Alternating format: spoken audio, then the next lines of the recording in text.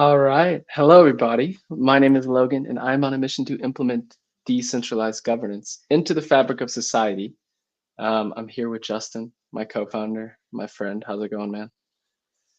What's up? Glad to be here today, talking some updates from us and a little Cardano governance. Yeah. We are ready or not, Cardano governance is happening, and we need to talk about it. So we're going to talk about some very important stuff that's happening right now in terms of the net change limit. This is the thing that the Cardano ecosystem has to set in order to even have the option to remove funds from the treasury.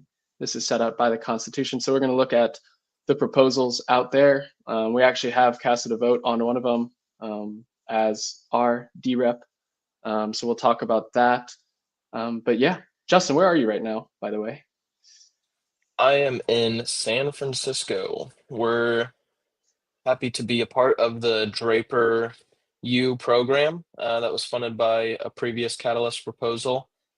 So out here with a bunch of other Cardano founders, meeting them, getting to explore San Francisco together and explore kind of the VC world out here. So been interesting and yeah, a new experience for a lot of us. So been fun to get to know these guys and be a part of this together. Yeah, that's really cool how a bunch of builders are together in that part of the world. I just got back from the Heartland Blockchain Summit.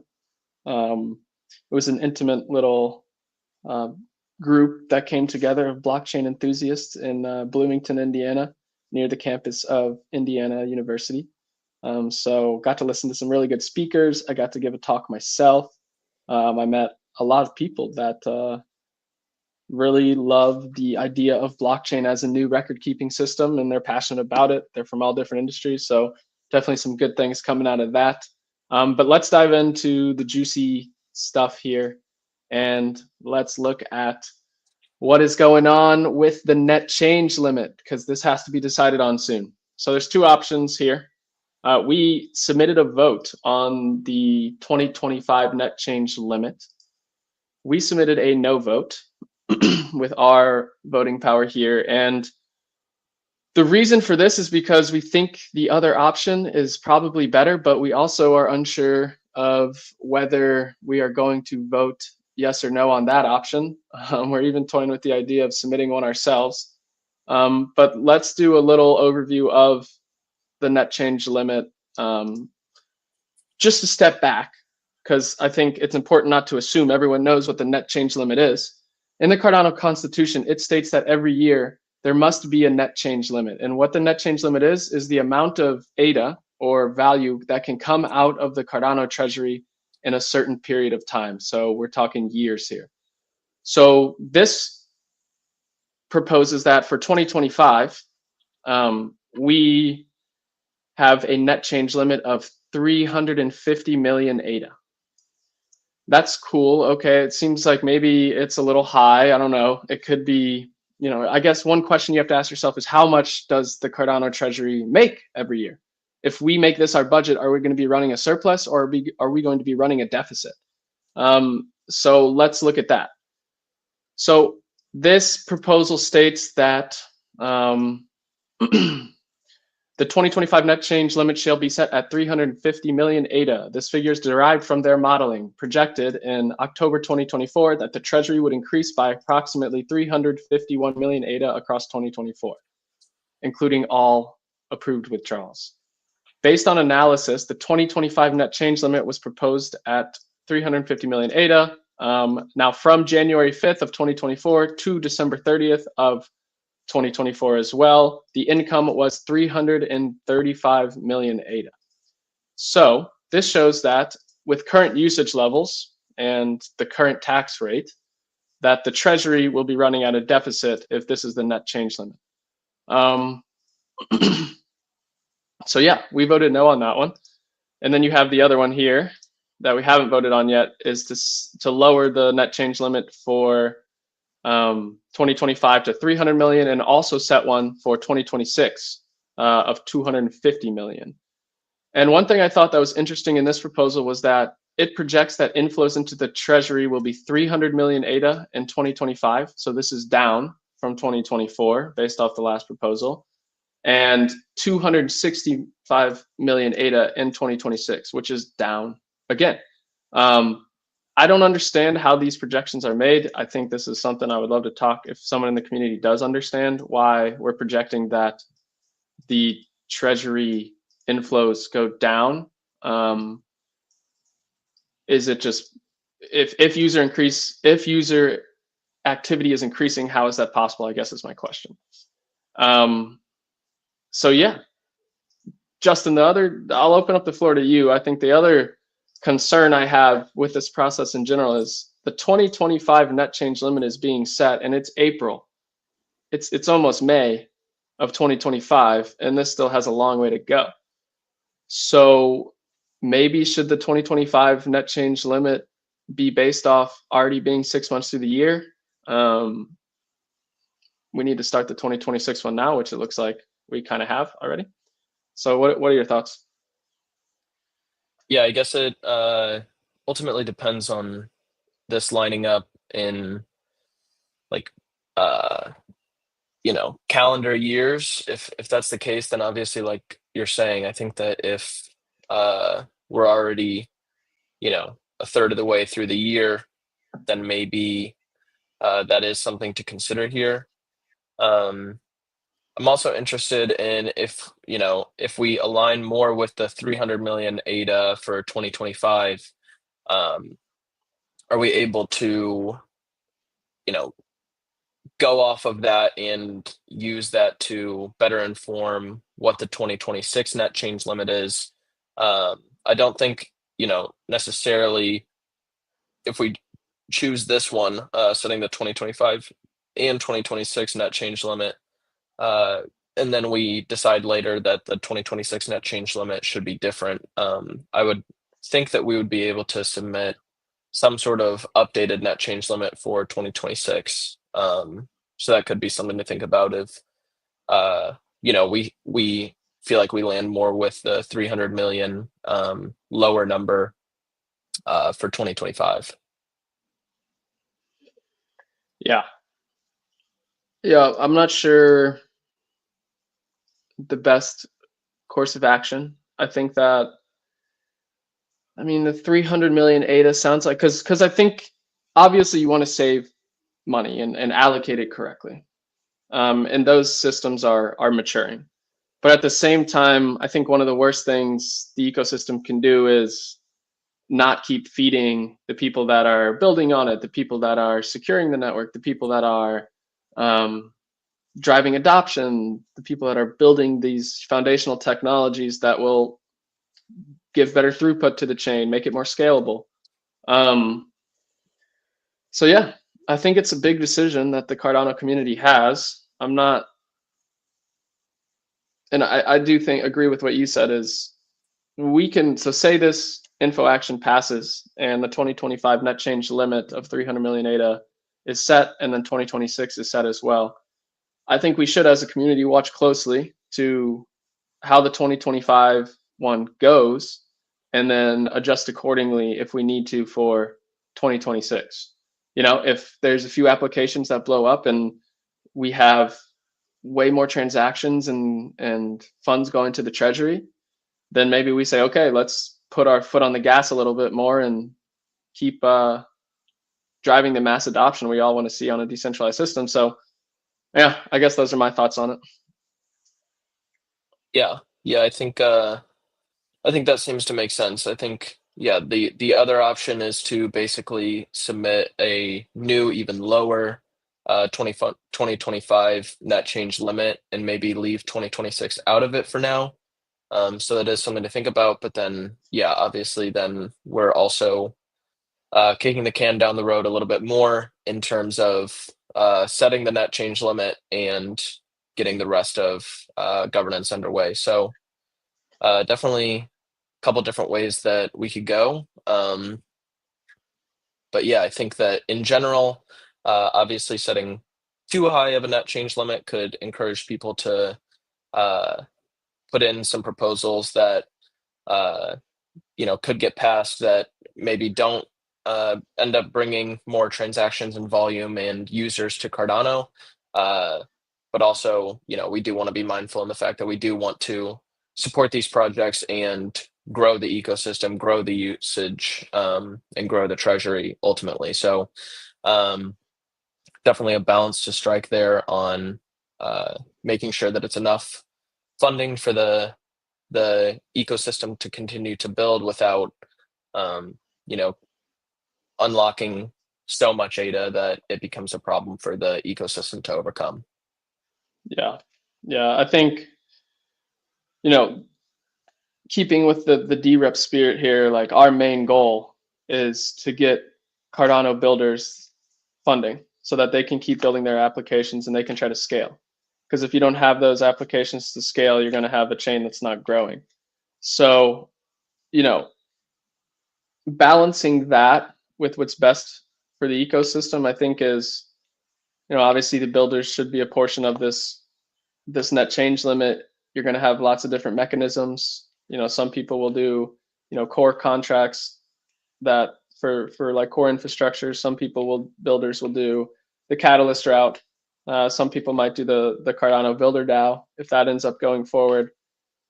So yeah, I think once we do decide on something, we need to watch it closely in 2025 and learn as much as we can. Fail fast if we do fail, but also recognize what's working for 2026. So yeah, I'm not sure what we're gonna vote on the other one, but it does expire tomorrow, so we got some thinking to do. Um, yeah, this is governance in action. We're being DREPs right now. This is something, if you asked us 2 years ago, that well, literally whenever DREP started, if we were going to be a decentralized representative of a network state, we would have said, "What are you talking about?" But here we are, and we have some big decisions to make as a community. Um, is there anything else we should talk about on this live stream? There was this UTA tweet I can pull up just to kind of give people the state of where things stand as we're recording this. Let's see if I can share my screen here.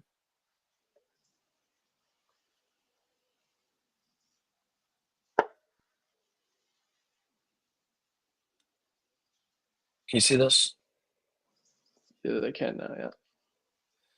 Okay. So yeah, Yuta basically tweeted one of the large DREPs that uh, the 300 million ADA net change limit is likely to be approved if the following people vote in favor. So these kind of big DREPs up here. And then the 350 million net change limit is likely to be approved if this group approves it. So it does seem like these are close to being pushed over the edge. Um, so we'll see kind of what these Can you large zoom in DREPs. a little bit? Can you zoom in a little bit?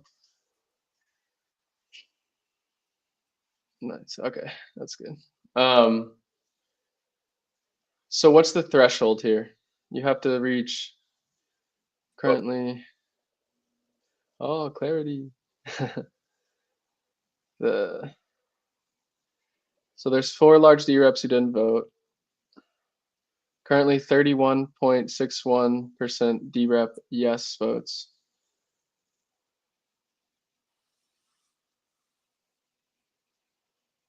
Okay. I mean, yeah, it looks like a few more dominoes have to fall to get these over the line. That's kind of crazy. yeah, so it looks Wonder like these why they represent haven't about voted yet. 18 or 19% here. Um, So this getting over the line would be about 50% here, and then Mergo 6%. So this would be, yeah, it's basically trying to get to 50%, it seems. Whoa. Wait a second. This is saying that this one, can I, this one has been deemed unconstitutional. The 300. 300, yeah. And I then was seeing some tweets about that it was voted unconstitutional. Was it that it was submitted incorrectly? it could have been that. This one's also, well, this one's so far constitutional.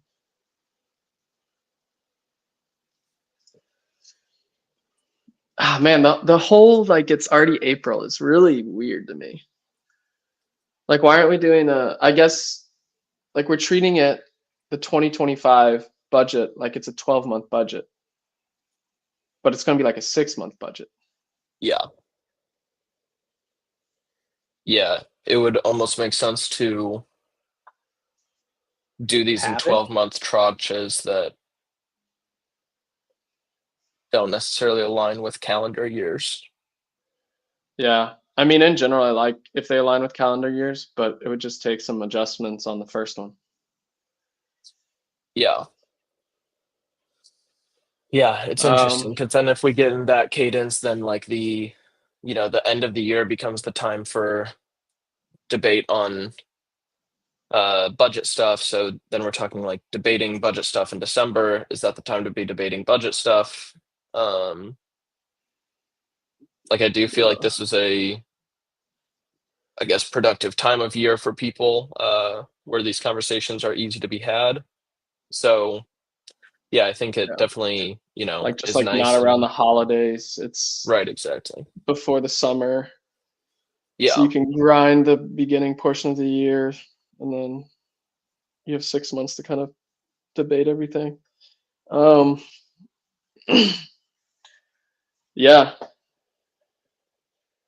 So how would you do that? Then you'd have instead of like a 2025 net change limit, you'd be like, you know, June 2025 to June 2026 net change limit yeah, or something. yeah, Yeah. All right. So yeah, I mean, there's a good amount of people watching. So really, oh, there's some comments. Let's check it out. What's up, Goon? How's it going, man? We appreciate it. We're passionate about it. Thanks for always being like in our community, cheering us along. It does mean a lot. What's up, JDO3? What do the proposals that we think are critical add up to? Marketing is not critical, for example. Technically, Japan year end is March 31st. Oh, that's interesting. It's interesting.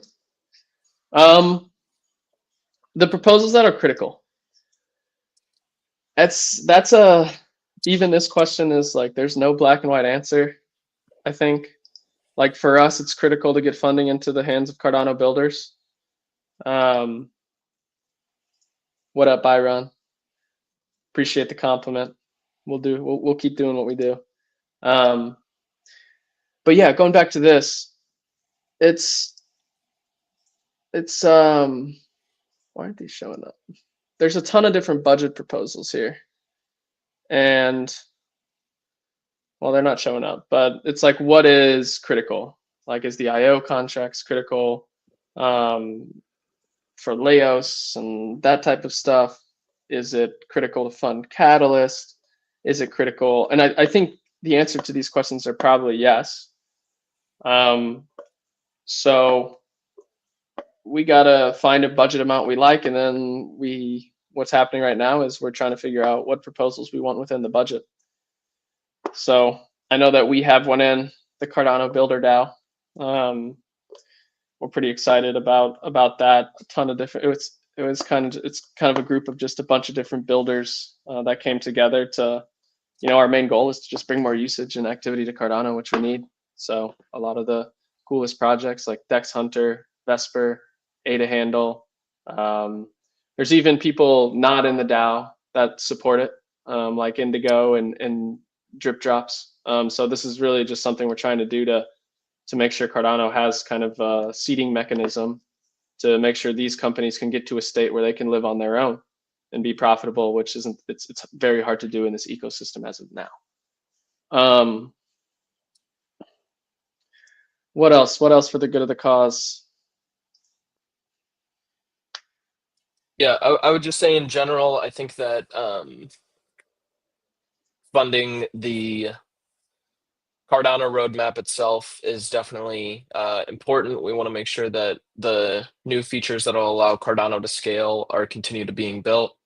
Um, and then I think that yeah, some community funding mechanisms like Catalyst, like Cardano Builder DAO, are obviously important to us. Coming from the perspective of builders on Cardano, we want to make sure that people are encouraged to build on Cardano, build things that will attract users, attract volume, and attract more funds flowing into the treasury. So I'd say that those are our top priorities right now. I think that potentially using the governance funds to pass individual kind of proposals, individual initiatives might be a little too fine tooth comb that we're going through it with. So I think that it's better to maybe focus right now on uh, setting up the infrastructure of Cardano to distribute these funds to the builders. So funding things like future iterations of Catalyst and in the Cardano Builders DAO, I think is where we're trying to, uh, yeah, build those capabilities into the ecosystem and allow those types of builders and projects to seek funding.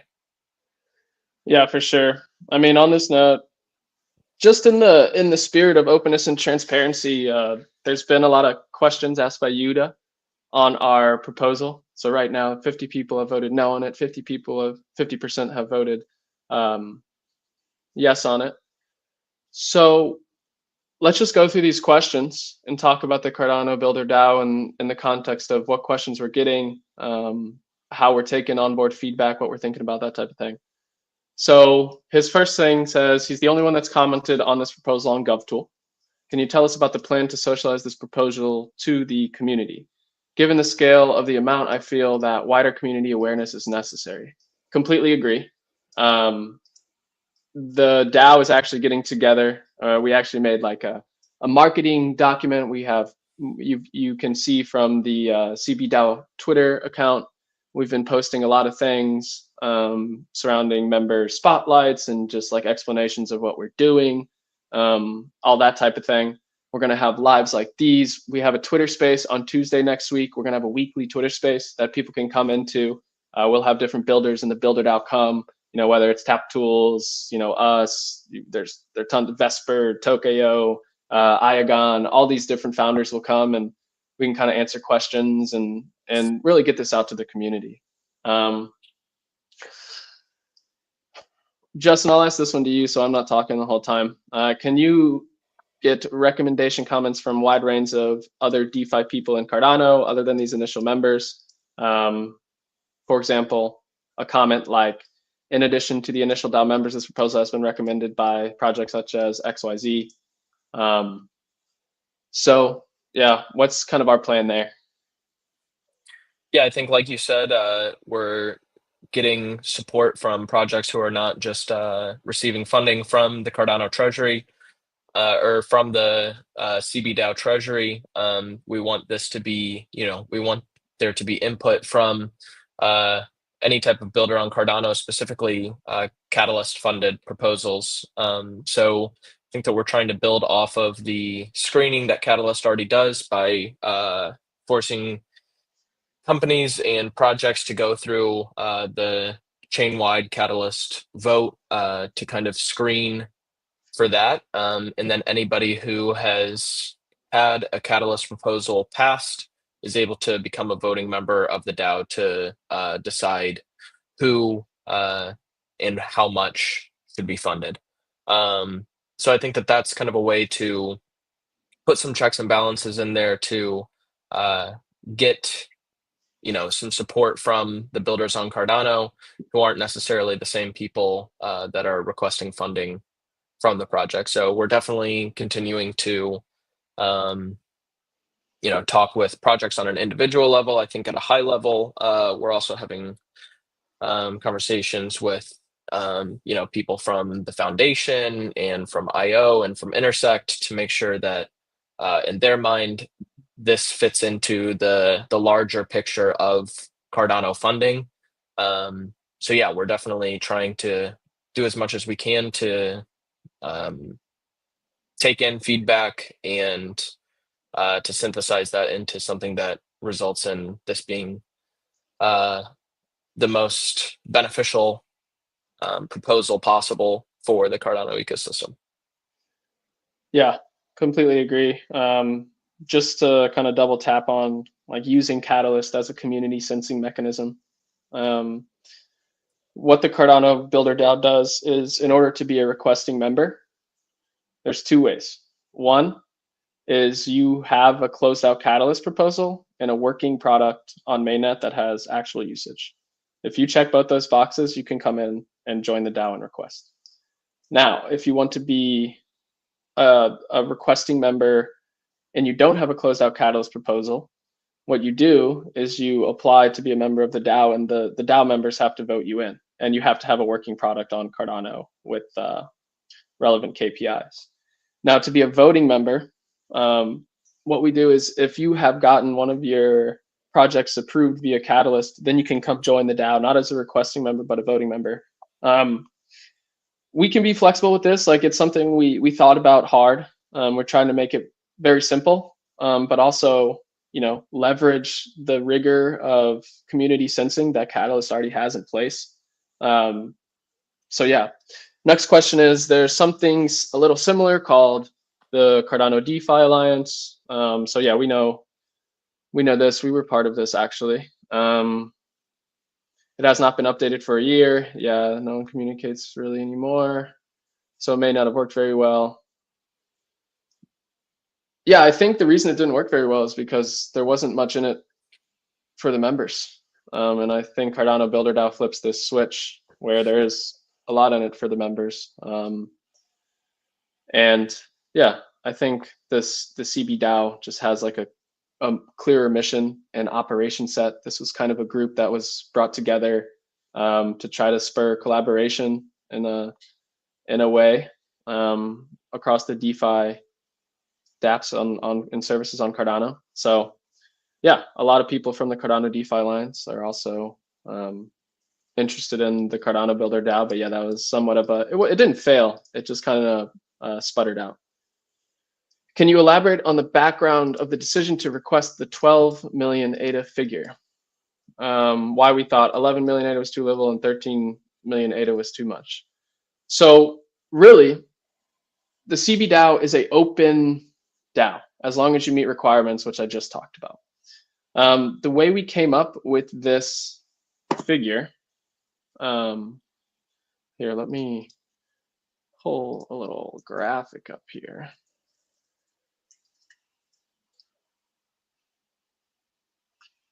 The way we came up with this figure was we started talking to all these different builders. Okay, and we had all of them fill out a form that said, will you be willing to do KYB to join this DAO? What's your name? What's your contact? What are your key KPIs? Okay, so your DApp on Cardano, what's it doing right now? And then we also asked, how much would your yearly operations cost be? So this includes maybe paying a few staff members, maybe making a hire in order to scale, but also server costs. And all of these came together, and the total was 64% of the 12 million ADA request. So that is how we rationalized that. So really, what that means is that we left almost half of this budget to be able for new members to come in and apply, because we know everyone may not know about it yet. But we certainly are discussing as a DAO lowering this amount, as the community sentiment seems to be, we want to be leaner, we want to be meaner, and we want to have a lower budget here. So yeah, that was how that was come to. Justin, do you have any elaboration on that? Yeah, I think in general, we wanted to leave enough room for new projects to be able to request to join and not be completely full. Like Logan said, we've been doing a lot of work in socializing this, especially among other builders and projects on Cardano to try to get this initial cohort in. But we obviously don't want to raise the ladder up behind the organizations that were able to um, join the DAO early. You know, we want there to be room for people to join. And then I think that another key portion of the proposal is that any ADA that's allocated to the Cardano Builder DAO that's not distributed throughout the year will be returned back to the Cardano treasury. So I think that with that in mind, we wanted to, yeah, have that additional room on top for new projects to join. And then ideally, you know, if there's any ADA that goes unallocated in that, uh, we are committing to, yeah, returning all of those additional funds back to the treasury. So it's a way to, you know, mitigate that additional funding going unused by returning it Yeah. back to the treasury. Yeah, so that's in the DAO charter, which all the members will have to sign, is that all unused ADA that comes into the DAO gets returned to the treasury, the Cardano treasury at the end of the budget period. Okay, so next one, I assume performance KPI and target values will be considered for each proposal, but can you still define what overall KPIs and target value DREP can expect after using up the 12 million ADA, assuming all 12 million ADA is used up? Okay, so for example, let's say the overall KPI target value is 12 million ADA. The TVL is added by 500 million ADA in this case. If there is a proposal that passes 6 million ADA, 200 million ADA to add TVL, DREP can expect it to be rejected by that. If there's a proposal for 6 million ADA and an additional 300 million ADA TVL, DREP may expect the DAO to approve it.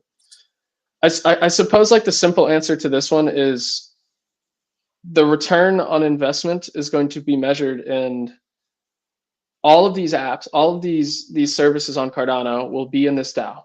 All of these will be reporting their KPIs. From these KPIs, you will be able to see tangible metrics that you'll be able to see, okay, this app created, you know, say 5 million transactions in this year. If they created 5 million transactions, how much went to the treasury? So then you have a clear metric of, hey, okay, they're driving adoption, they're creating transactions, they're adding to the treasury, and then you can see the kind of the return on investment. It's kind of a confusing question, Justin. I don't know if you kind of read it differently. Yeah, I think that in general, the projects that are requesting funding from the CB will need to transparently report their KPIs, what they hope to increase throughout their time in being funded. Then every 6 months, they'll need to report back to the DAO on the actual increase of those KPIs.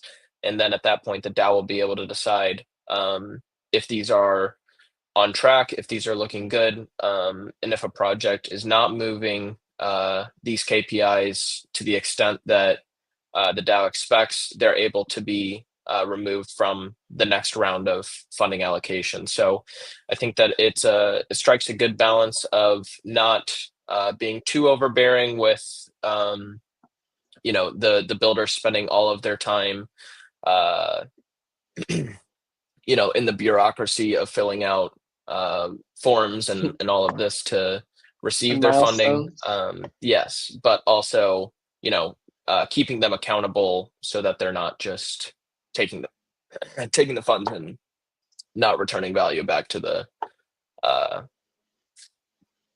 the Cardano Yeah. treasury. Yeah, and I think one thing that people don't understand is the Cardano Builder DAO is going to be really competitive once it gets going.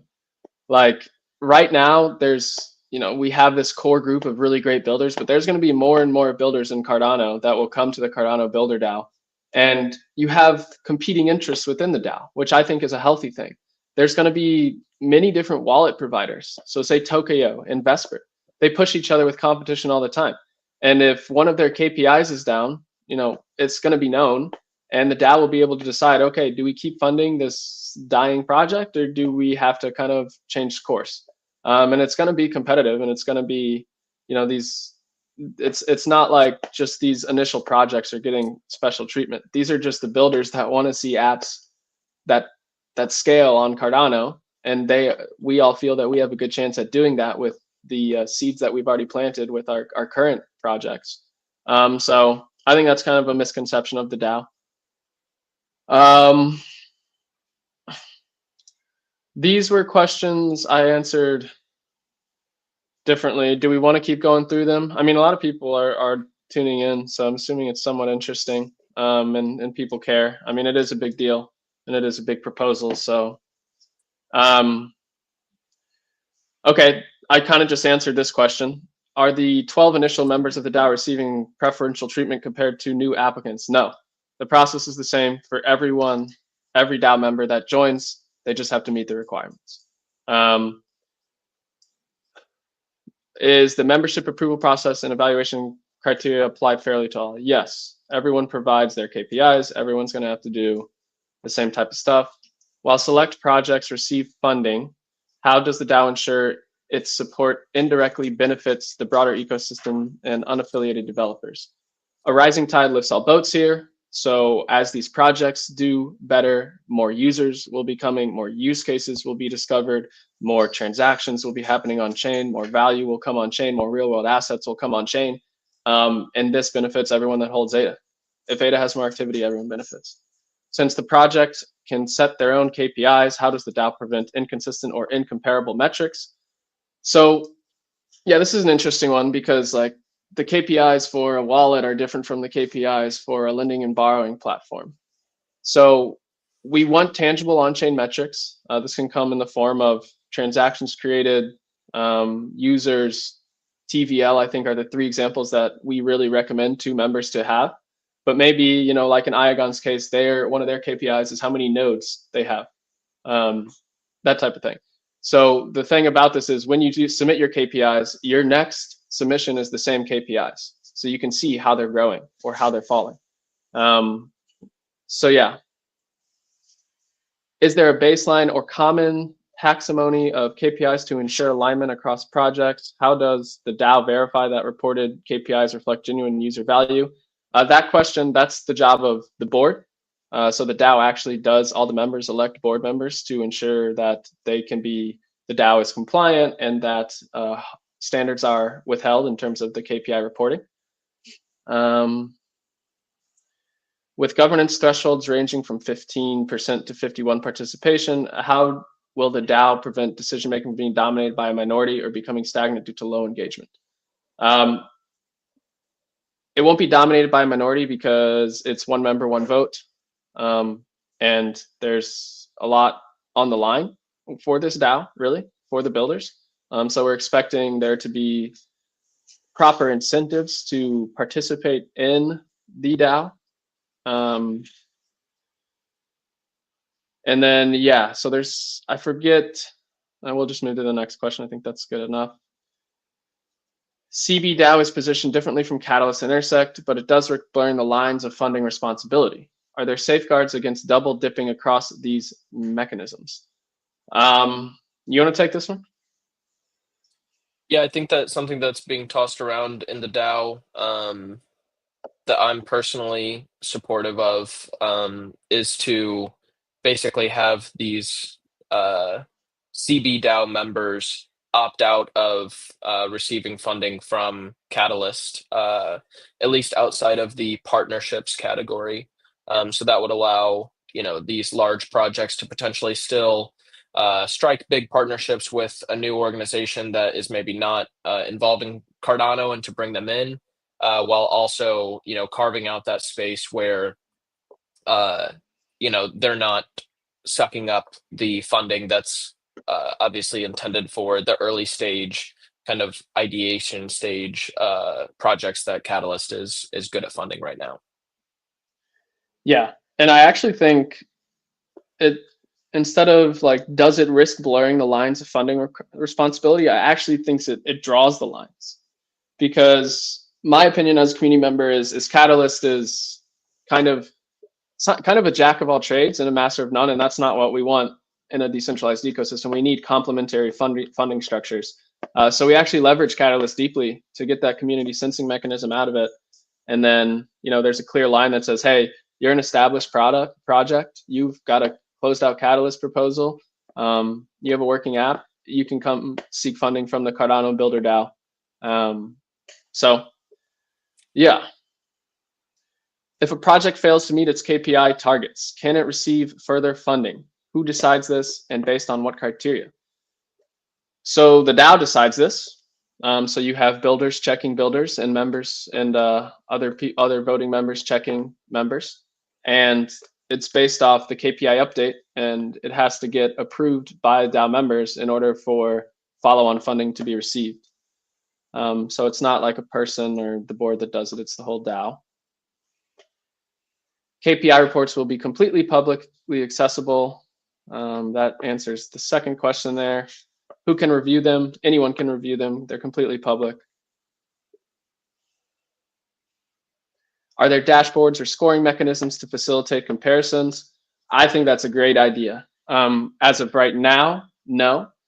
But this is something where the DAO has been talking about, okay, could we implement AI to automatically scrape the KPIs and have a graph of, hey, here's what the Cardano Builder DAO projects are doing. And you could even have maybe a live chart there. But yeah, we'll work on getting some of that. We're trying to bootstrap this kind of funding mechanism right now, so we'll see what happens. Given the annual KPI reporting requirement, how does the DAO assess long-term outcomes that may not manifest in short cycles, like UX or security improvements? You want to take that one, or should I talk on it?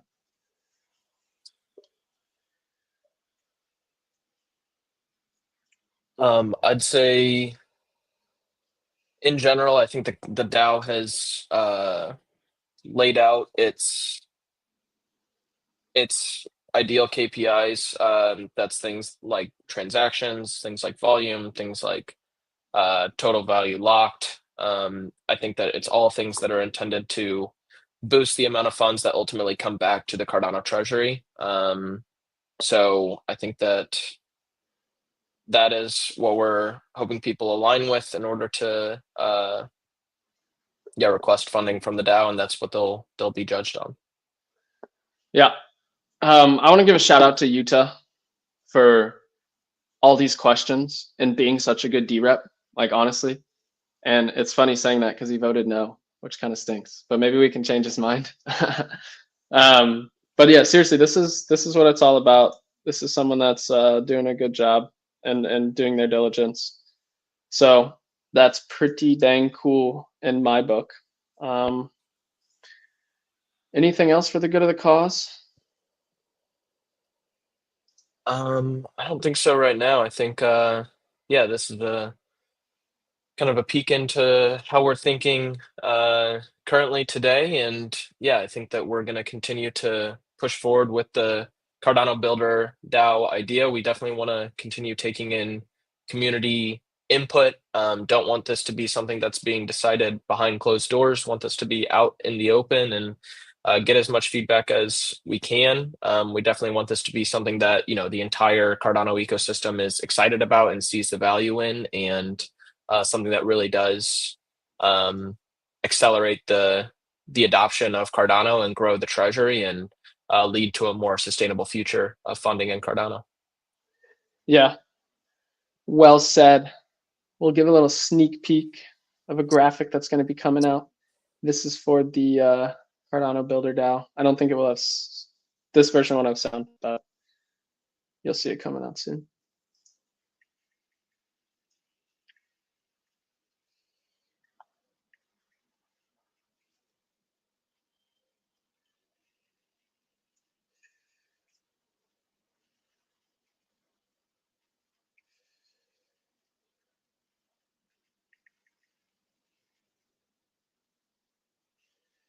So, I mean, that just gives us a look into these projects. We're onto something, us builders, we're onto something. There's a billion API requests. There's millions of NFTs minted. There's 30 million in bridge assets, like 166 countries being reached. I think my opinion, and I've said this publicly many times, is we need to pour gas on these little fires and see which one kind of blows up, or we need to keep watering these seeds and see what kind of ecosystems are built. We'll see if there's any more comments here. One more. It's a nice way to give OG builders a boost, and they will be accountable if nothing happens. This is very well said. That's the idea. That's the idea. Reward the people that have been here building, that have seen the Yeah, vision. I think that's another good point is like if the Cardano Builder DAO isn't delivering on these promises, then I think the entire Cardano community would be able to see that and be able to not fund the Cardano Builder DAO next go around. So I think everybody in the Builder DAO is very incentivized to make sure that the DAO is delivering on these KPIs and make sure that there is actual value flowing back to Cardano itself. Otherwise, it's a bad look for the projects involved. So I think that everybody here is incentivized to actually deliver on these KPIs and to hold each other's feet to the fire as far as delivering on the KPIs that we anticipate to deliver on. Absolutely. If you want to learn more about Cardano Builder DAO, you can go to our website, buildingoncardano.io. Here you can see you can see the charter. So if you're really interested in like the inner workings of the DAO, like what legal entity it's going to be, what's expected of the members, this is a great resource to do so. There's a really clear plan, and like Justin said, we want this to be out in the open. Like this is not like a backroom thing where we have hidden intentions. Like this is literally just like trying to get entrepreneurs that are building cool stuff on Cardano to have funding so they can scale their businesses, which benefits everyone. So thank you everyone for tuning in. We're going to end this live stream. But as always, it's a pleasure, and let's go ADA.